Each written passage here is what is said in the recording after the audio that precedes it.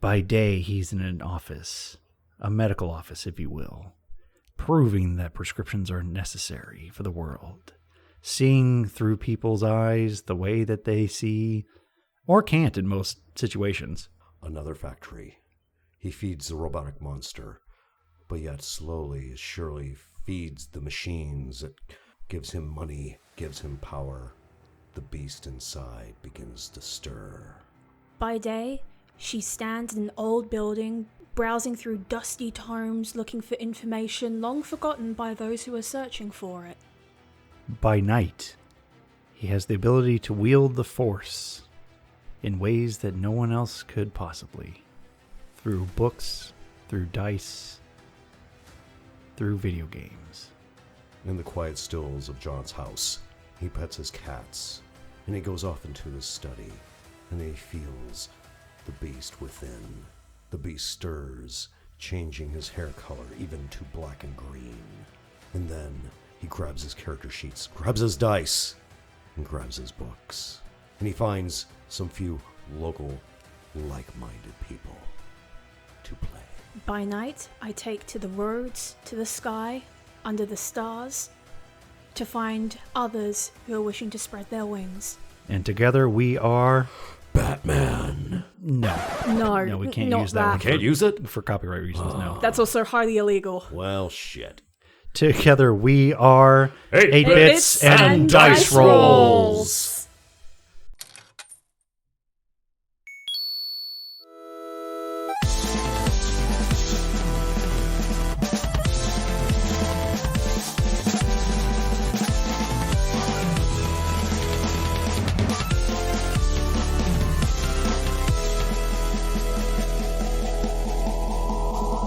How's it going, ladies and gentlemen? My name is Redemus Maximus. Hi, I'm John Lovecraft. I am your Star Queen. And together we are 8 Bits and Dice Rolls podcast. Woohoo! Woo! Welcome to the channel. This is our pilot / first episode. We kind of want to give you a rundown of what we're going to be talking about. So if you couldn't figure it out from the intro, this is a podcast based on Nerdvana. And essentially what we mean by that is we're going to talk about literally everything that is nerdy, from video games to movies to science to pretty much anything that we feel like talking about. Absolutely, because we're going to put this on a positive spin. There is no drama. There is no excess. There is just you and I up close and personal through this podcast. And wherever in this beautiful wide world, you yourself, dear nerd, are beautiful. And you may ask, who is this podcast exactly for? Well, like J. Lovecraft over here said, it's for you. It's for everyone. Yes. We're not here to gatekeep. We're not here to spread the typical news of negativity. No, because there's tons of that on the internet and on TV. So we want you to be able to come to this podcast and enjoy just some fun memorabilia, reminiscence, or member berries, as some of you might know it as. Right. And just give you a place to kind of hang out for, once a month or twice a month. Right now, it's going to be once a month is what we're looking at. But we've got tons of episodes all ready to go for you. We're almost on season 2 already, too, which is insane. Yeah. Woo! But we wanted to give you kind of a rundown. So how this podcast basically happened is there was 4 of us that got together at one point. And we just decided that, our conversations are pretty interesting. What does the internet think of them? And we decided to launch 8 Bits and Dice Rolls podcast. And this was about a year ago or so is when we started doing it. However, if anybody is familiar with how podcasts work, they are expensive. Yeah. Cha-ching. You get what you pay for, granted. But the point is, we wanted to do this as a hobby. We want to do this as something fun that everybody can join in on and all that stuff. And when you start going through podcast services and all that, you get what you pay for. However, it was costing more to run it than it was for us to be able to have fun. And at least by posting this to YouTube now, we are able to expand and do more and not feel so constrained by, the dollar bill. Yeah, no more time constraints, thank God. It's also easier sharing, too. Correct, yes. And we can feel like we can touch more people this way instead of relying on podcast streaming services to be able to, enjoy the show. Now, granted, obviously we love everyone that does love podcasts and all that stuff, but at least you can still enjoy this on a more user-friendly variation. Mm-hmm. Because number one, we want us to be where you are, dear friend. So wherever you are, do those weird and wonderful things on YouTube. Hit that like, hit that subscribe, hit that notification bell, wherever you may be on whatever platform you're using, so we can be there and you get the latest. We are also still active on our Facebook page, and our DMs are still open, so be on the lookout for questions we ask, polls up there. Sometimes we'll be posting memes, fan art, you name it. That is our best way to update people as to when the episodes are also coming out as well. And of course, we have our other social medias like Instagram and the email and all that kind of stuff, which has also been changed, and we'll kind of go over that once we get a little further into the episode. However, we're not here to keep giving you a rundown of our past. It's time to talk about why we are nerds and what got us again into this a little bit deeper. So I'll start off with this one. Basically, my background came from the 90s. We had a lot of reminiscence of fun stuff, and you'll constantly hear all the, oh, I remember, and all that kind of stuff. We had tons of fun things. Yeah, I vaguely remember. I vaguely remember. Yeah. Well, we had a lot going on in the 90s. You know, we had the N64, we had PlayStation, we had basically the second coming of the internet. Oh God, yeah. Yeah, tons of anime, tons of movies came out during then. It was a glorious time, and there's a lot in between that, 10 years. Well, So I vaguely remember the 90s because it was like, okay, new era rather than the bad 80s. I mean, no offense to all you kids and cats that grew up during the 80s, but for me it was kind of like my beginning of nerddom was the 80s. yeah, And we were on the brink of extinction. right. Due to Oh God. I was also a cell at this point in time. I would just like to point that out to the audience. that's true. She is the baby. Yes, I am the baby. I was a cell in the 90s and the 80s. Yep. And what a beautiful cell you turned out to be. Well, thank you. Yeah. We are all beautiful cells here at 8 Bits and Dice Rolls. That's right. But yeah, so Lovecraft, why don't you run us through what got you into your nerdism? Let's see here. I was in Catholic prison. School.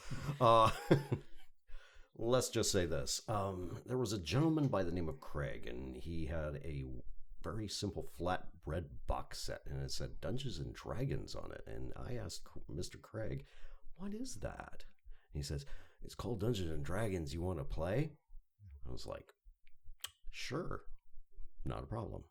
So it was just a few nerds that got together, and then later on in that same Catholic prison, Catholic junior high school, come to find out my English teacher was our very first dungeon master. Ooh. Really? Yes. That's interesting for a Catholic place as well. Oh, yeah. And believe it or not, it all happened that way. There was about 12 of us. And, of course, Mrs. Marcia Davis, God bless you. You were just the superb dungeon master I always wanted to be.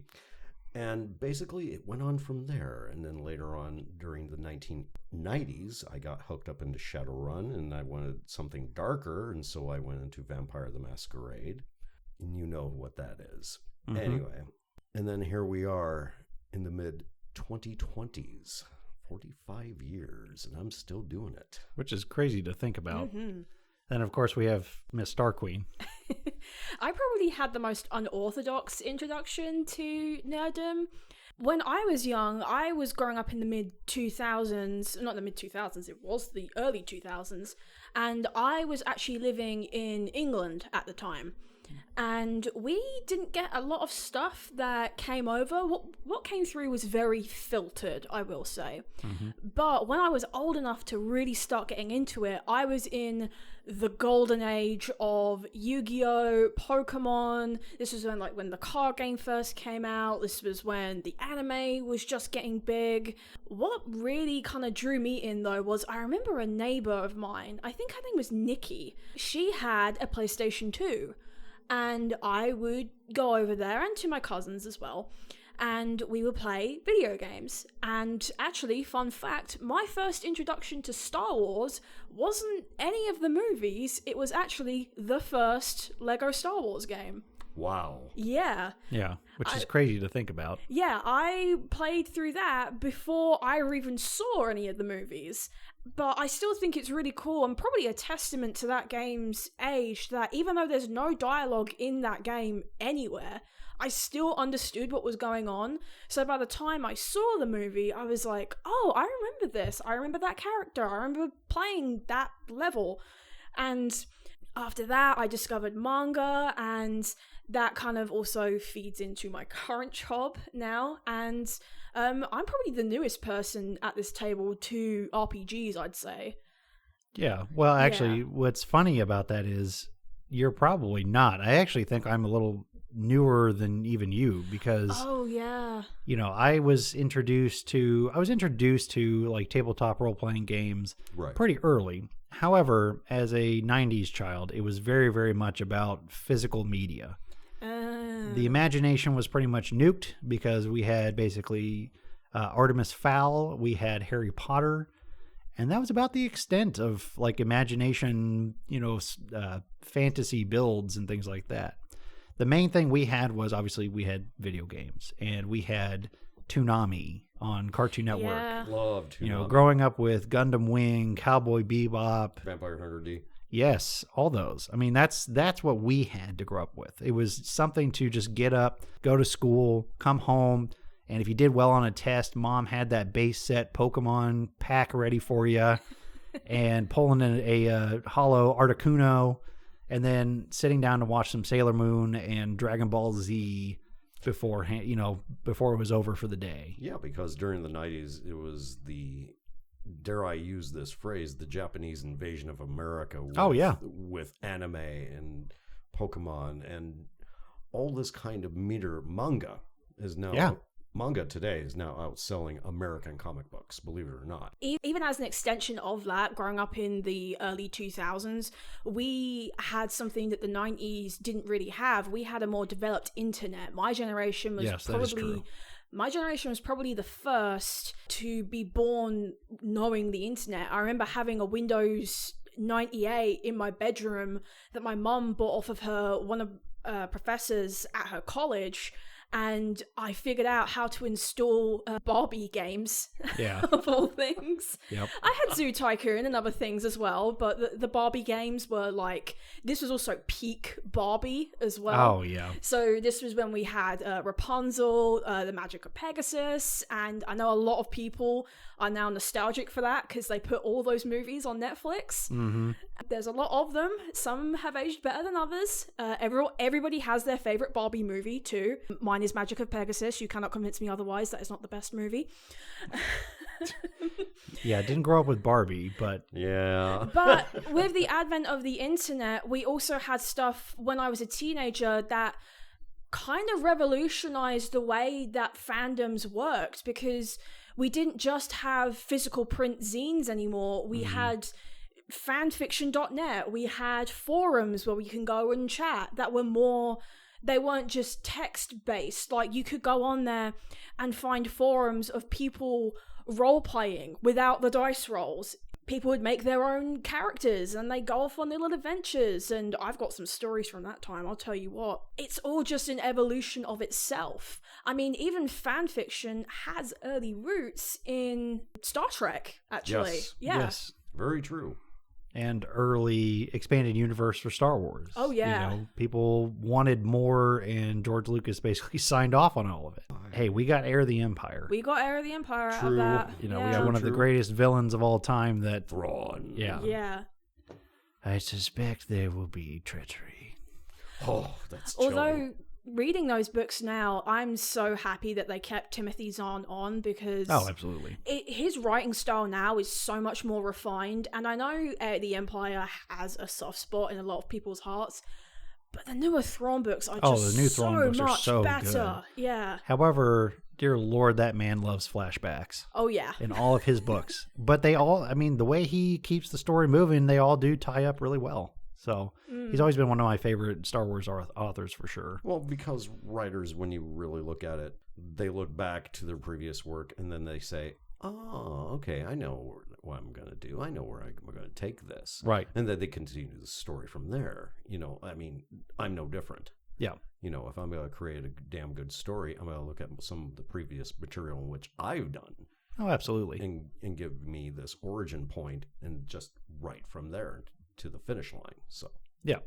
Well, and I think that, you know, that's probably the same case with a lot of people, especially new listeners and, you know, other nerd enthusiasts and things like that. You know, they probably have the regular day jobs and all that kind of stuff, and then they live for this kind of stuff. oh God. I mean, I know that was always my thing, you know, growing up. It's like, yeah, you know, we had to do school and everything else, but it was always like, when do I get to sit down and play this video game? When do I get to go do other stuff, you know, other outside of the mundane? Because these are things that we didn't really get to experience. And obviously with the computer, you know, Windows, early Windows, we had DOS, you know, we had the simple programs and the simple internet and things like that. But I mean, the most fun thing we had was like a Fisher-Price like Knights game. That Tell me more. Yeah, no, I'm dead serious. It was like it was one of the first like point and click adventure games that ever came out on like PC that had full animation and all this other stuff. And a lot of people don't remember this game. The other one that no one seems to remember, and I remember it specifically, and I cannot find it anywhere. Fisher-Price. It's Fisher-Price, yeah. They had like That's a whole shocking. line of them. They had like a pirate one, a knights one, and a couple other ones. But the number one game that I remember owning, and I cannot find it anywhere on eBay or anything, is it was a Star Wars point and click game. But the keyboard had an attachment that was the cockpit of the Millennium Falcon. Oh, wow. And I think you've spoken about this before, yeah, actually. and it's got like C-3PO in there, Chewie. It's got the holodeck and everything on there, whatever. But they're attached. They're all buttons. Like they're attached to like the buttons on the keyboard. Oh, wow. And in order to like progress in the scenes from like the original movies, you had to push like, you know, the right key and all this kind of stuff. Are you sure it wasn't a typing game? It was not a typing game. Like it was a straight up just point and click, and it showed you scenes of the Star Wars movies and stuff. It was very, very weird, but man, I was hooked. Give old Santa Claus dressed in black find it for you. I have no need for it at this point, but it was just like, oh my God, it was like, what is this game? But yeah, I mean, that's just, you know, it's evolution, just like we all talked about, you know. Well, yeah, like I said before, my first console was actually the PlayStation 2, which and even my handheld was a Game Boy Advance SP. It was pink, and my PS2 was also pink, and the controllers were also pink. So you like pink, huh?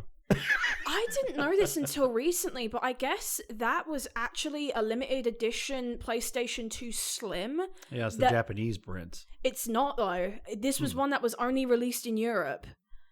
Interesting. Yeah, it's a PlayStation 2 Pink Slim. It's not the same one as the Japanese one because the coloring is different. Okay, like a different shade of pink. Yeah, the one on the Japanese one is a lot more muted, whereas the one in Europe is like a hot pink. Okay. Yeah, and it was a SingStar bundle, I remember. It came with 2 microphones and a hookup. And you want to know why I love karaoke so much? Because it's SingStar? Hell yeah. And same with DDR. I had like a dance mat I would hook up into it. Oh my God. That I would actually, I found out the fun way was also a controller. Yeah. Because I went to boot up Tomb Raider once and I forgot I left it in the Player 1 port and I just had the Player 2 port in there.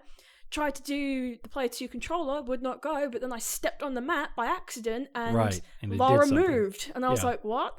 And then I figured out you can play other video games with those mats. Oh, yeah. I remember when DDR, you know, first came out, it was very, very popular. Obviously, massive Japanese Still massive, like cade game. Arguably. Still massive, yeah. Oh, absolutely. There's like competitions and stuff for it. All the time. But I remember specifically one time it was in high school, like the freshman year. We had to take health class, right? Mm-hmm. And so we were talking about like cardio as like one of the lessons or whatever. And I looked at my teacher and I'm like, okay, well, this is kind of boring. If we're going to do cardio, can I bring in this game called Dance Dance Revolution? And she's like, what is that? I'm like, well, you'll never believe it, but it's a plastic mat that you do dance moves to this video game that's playing music. And she's like, okay, I've never heard of this, but you know, I'll humor you. Okay. So I was like, all right, cool. So then it was like 2 weeks later, she's like, all right, are you going to bring that thing in or not? I was like, oh, okay, if I really can. Yeah, we did. So we spent a solid 2 sessions, like 2 classes, playing nothing but like DDR and stuff. It's a workout. Oh, yeah. Well, then, the funny thing is about that too is that actually is when I found my like first friends at that point. Aw. They're in my health class, and I had no clue that they were also nerdy. Aw. But well, again, it's something in the 90s. It wasn't exactly a post it to the world type thing, right? So That's nerdism true. was still not like super cool. And so, it was really neat to see a bunch of people like get into this, and they wanted to know more about it. And then, going to our library, that's when they started bringing like manga in. Right. Then you found even more friends and all this stuff. Mm-hmm. And, it's always one of those like weird arguments that everybody's like, oh, well, nerds are so like antisocial and all this stuff. Well, it's not necessarily that. It's, we're intellectual to a fault. We spend our time just reading dry, boring stuff, and we have no social existence. And of course, we have no sex, according to what the rest of the world may think. I mean, come on. Well, I mean, you have how many wonderful kids? It's classified. Right. So I mean, I like to think But nonetheless. as time has gone on, and I mean, people in my generation, like being into, like Marvel, for example, because we have like the Marvel Cinematic Universe, because of how big Star Wars is now, it's just kind of normal. Now, I will say there have been times when somebody has come up to me at work and they have wanted something like super specific, super niche, and I'm just like, oh, you nerd. But I generally think it has become more accepted, and I think a lot of people my age also realized that the kids who were bullying the ones who watched Dragon Ball also watched Dragon Ball Z. Yeah, that was a pretty annoying thing, because I know. I was the very first like open book about, I watched Dragon Ball Z. It's about this show, and this is what it's about and stuff. Yeah, sure, everybody's like, oh, you're a nerd, blah, blah, blah. But nah, Jimmy, I know you went home right after school, and I told you what channel that was on because you asked me. I often think and remember the movie, what was it called? Taps. And in this military academy, C. Thomas Howell, I think, was one of the stars of the movie. And his character was asking some of his buddies if he wanted to play Dungeons and Dragons. And come to find out, through accident, that every military academy has a Dungeons and Dragons club. Really? Yeah, simply because it reinforces strategic thinking and tactics and teamwork. The greatest makes weapon of all. perfect sense. Simply because of the fact you're taught all that and expected to, in your later life, practice everything that you were taught. Yeah, there's so many good things to come from like tabletop games. Like it teaches camaraderie. It teaches you how to be a normal person but still have fun. And again, that's what this podcast is for. We're trying to promote having fun. Do what you like doing. Yes. That's kind of the point. Again, there's too much negativity on this world right now. Stop thinking about it and have some fun. Like play that game that you've always wanted to play. Hang out with that one person that you've been interested in. If you find somebody that's nerdy, talk to them. Or, if you don't want to, that's totally fine too. However, you will find a lot of accompaniment and like comfort in friends. Yes. So that's always a good thing. We're always promoting, positive reinforcement and promoting like nerdism, because anything is nerdy at this point. There's a saying, it goes, community is balm for the soul. Yeah.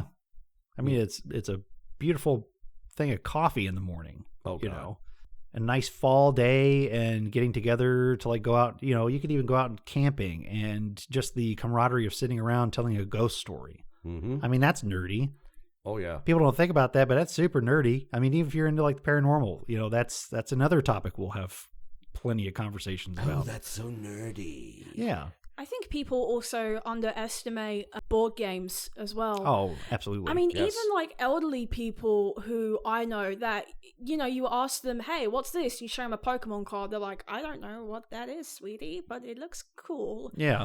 I mean, even they played like Yahtzee and stuff like that. It's still a board game. People still play those games. Yeah. Yeah. Monopoly. I mean, it's been around. Poker. Bridge. At this point, even like football and stuff. That's a game. Fantasy football is still... Fantasy football is huge. Yeah. Now, let's stop right there and think for a minute, okay? How many guys out there, and I'm talking to you guys right now, okay? Take a good look at your man cave. Yeah. How much you got collectibles in there? You got collectibles. You got this. You got that. You met this certain coach. You met that certain player. Okay, guess what? Newsflash. You're a nerd. Yeah, you are a nerd for your own thing, and it's okay. And that's cool. Totally acceptable. That's cool. That is awesome. We don't always have to like all the exact same things, but as long as you like something. Yeah.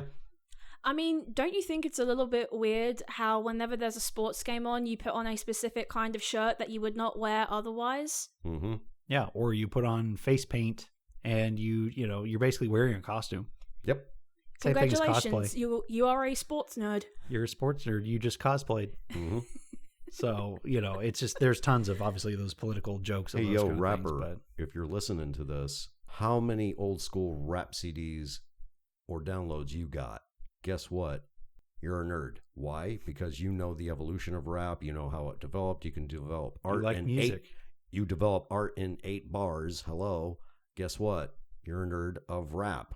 Metal. Oh, yeah. Oh, God, yeah. They are fandoms all in themselves. Heck, the Juggalos Yes. as well. Yes, Yeah. we are. Yeah.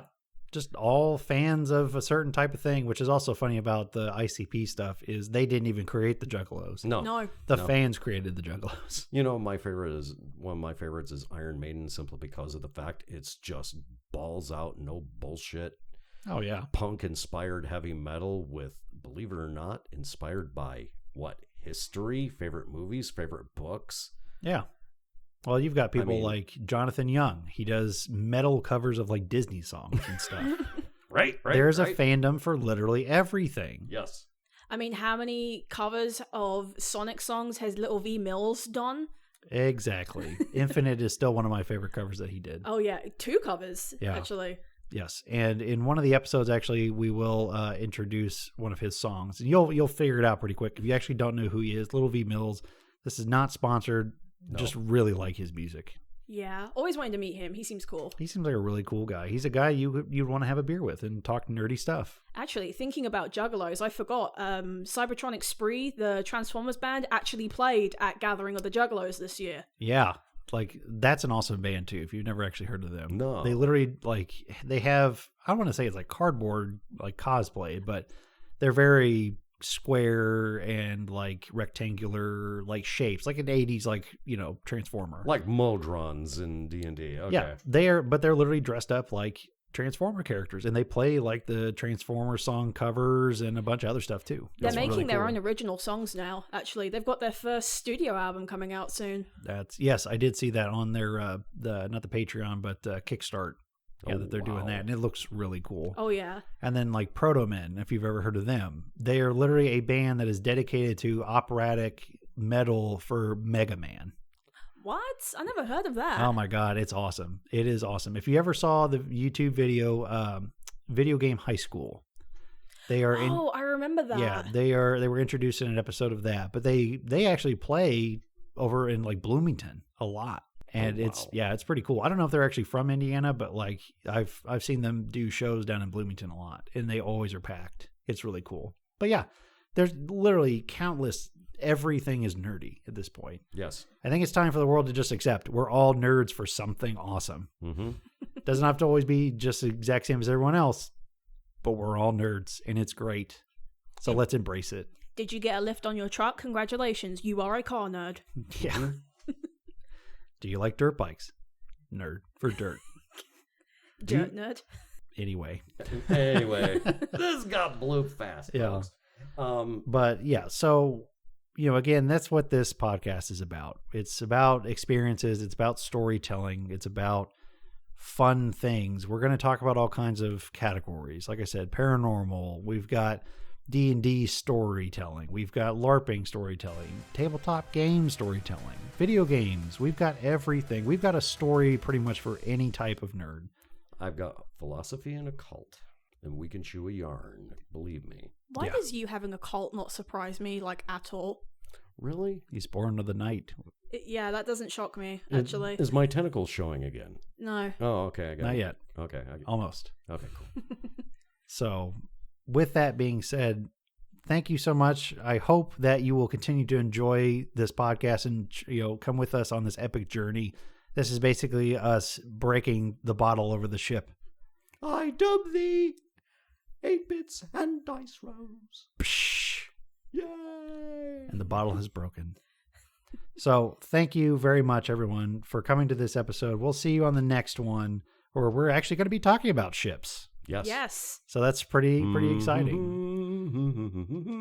And with that being said, ladies and gentlemen, Make sure to subscribe and hit that bell notification for updates as to when we upload. Just leave a comment down below because we want to hear your nerd stories. When did you come out in being a nerd and proud? and until next time, make sure to put that coin in the slot, hit that power button, roll for initiative, and we'll see you next time.